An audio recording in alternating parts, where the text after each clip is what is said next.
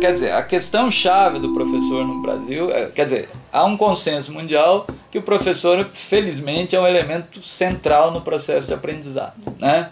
Um professor bom fez muita gente estar na universidade, fez muita gente gostar do conhecimento, e um professor ruim fez muita gente achar que não gostava do conhecimento, né? Então, o professor é chave. A nossa tradição de ensino, como eu disse no começo, é ruim, porque é autoritária, né? O professor bom é aquele que ensina, e o aluno bom é aquele que fica sentado. Isso, as pessoas achavam, não, mas funcionava, porque no passado a escola funcionava, mas não funcionava, funcionava para poucos, né? Por isso que o Brasil tem hoje os maiores índices de analfabetismo do mundo, em qualquer faixa etária, quer dizer, porque a escola, tradicionalmente, ela era para poucos. Por isso que nós não podemos dizer o seguinte, é voltar para aquele modelo. Um bom professor é aquele professor que domina o conteúdo, consegue estabelecer uma boa relação com os seus alunos. Agora, para isso ele tem que ter condição. E aí a coisa começa a complicar. Nós estamos terminando uma pesquisa sobre salários de professores, né? E o que a pesquisa mostra? Que, em média, um professor formado em nível superior, ele ganha menos que um policial civil, né? Ele ganha o equivalente menos que um corretor de imóveis.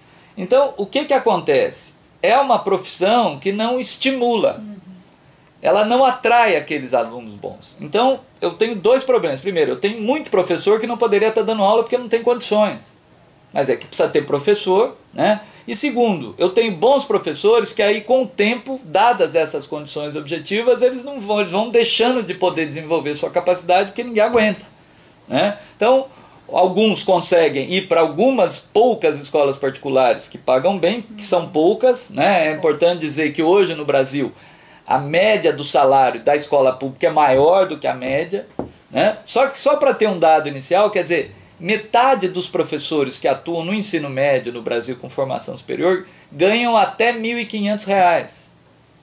Quer dizer, quem consegue, né, se formar sua família e formar o filho dos outros na condição de professor com um salário dessa natureza, né?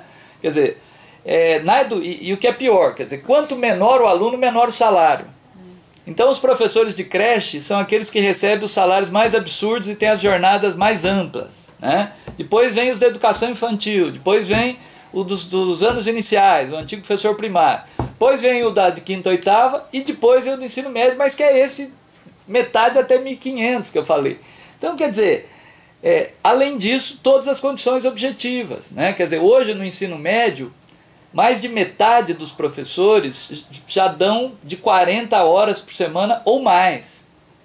Então, quer dizer, é óbvio que isso não tem como dar qualidade. Então aí começa até a achar síndromes, né? Já foi identificada a chamada síndrome de burnout, que é um conceito que veio da área de saúde, né, e está sendo aplicado em educação, não sei se corretamente ou não, mas que o professor, burnout, acabou o gás, o professor desistiu. Né, isso, o professor desiste, ele está ali, mas não está. Então ele vai para o quadro, ele escreve, mas aquilo não tem nenhum vínculo com ensinar, com aprender, ele vê o aluno, mas não vê o aluno, ele trata o aluno como coisa, não como gente. E isso vai deteriorando as relações. Então ser professor no Brasil hoje realmente é muito desgastante. Por isso que não estamos aqui culpabilizando o professor. Ele é tão vítima quanto o aluno.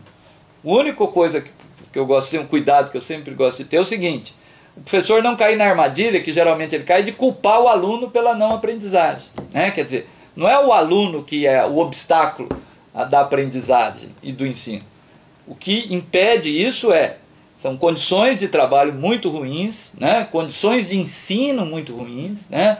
Os laboratórios de ciências estão fechados nas nossas escolas quando existem. O laboratório de informática é só para inglês ver, né? As jornadas dos alunos são absurdas, quer dizer, o mundo inteiro está caminhando aí para jornada de 6, 7 horas por dia, né?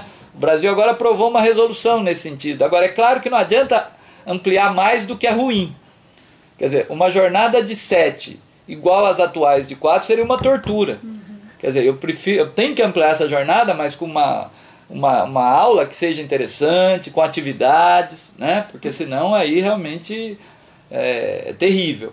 E para concluir, quer dizer, eu acho que dá para pensar um horizonte, né? As pessoas costumam associar muito a qualidade da educação no Brasil com a rede privada. É um grande equívoco. A rede privada parece boa porque ela seleciona os alunos já com maior nível socioeconômico e, portanto, com maior nível de capital cultural, e por isso colocam mais na universidade, então tem a chancela de que são boas. Mas até nisso é uma mentira.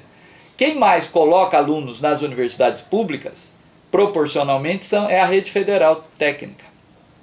Né? Se eu considerar os inscritos comparado com os aprovados, o desempenho das escolas técnicas federais e de muitas estaduais é superior ao das privadas. É que colocam poucos alunos porque tem poucos inscritos. Né? Então, e o que é interessante é que a escola técnica ela não é feita para preparar para a universidade. Então, o Brasil já tem um modelo de escola boa. São as técnicas federais, algumas técnicas estaduais, que são escolas que não preparam para o vestibular. Elas preparam bem, elas dão uma formação boa. O cara que termina uma escola técnica, ele está preparado para o mercado de trabalho, ele está preparado para a cidadania e está, inclusive, preparado para a universidade. Se faltou alguma coisinha ali, estuda um pouco. E para resolver o acesso na universidade também, não basta só mexer na educação básica. É preciso ampliar a vaga. Né? A Argentina, a Coreia oferece educação superior para 80% dos seus jovens. O Brasil está oferecendo para 20%. Né? Então é óbvio. Eu poderia ter todas as escolas de ensino médio padrão 10. Como eu ofereço só para 20% dos jovens, 80% dos jovens vão estar fora. Então não adianta eu mexer, porque as pessoas falam, não, mexe na qualidade. Precisa mexer. Mas enquanto só couberem 20 de 100, não adianta, eu vou ter seleção. E onde eu tenho seleção, isso vale para o mundo inteiro. Eu tenho viés socioeconômico e racial. Por isso que a universidade brasileira, principalmente a universidade pública, que é a mais seletiva, porque é melhor, ela representa muito pouco o conjunto da população. Né? Menos de 10% da população brasileira tem nível superior. Se eu for num curso aqui numa universidade pública, mais de 70% dos pais dos nossos alunos têm nível superior. Então, né? Então a universidade não representa o Brasil racialmente, não representa o Brasil do ponto de vista de renda. Como é que eu faço isso? A longo prazo, ampliando a oferta de vagas. A curto prazo, através de políticas afirmativas. Foi isso que o mundo inteiro fez. Né? Tem coisa que é melhor não reinventar a roda.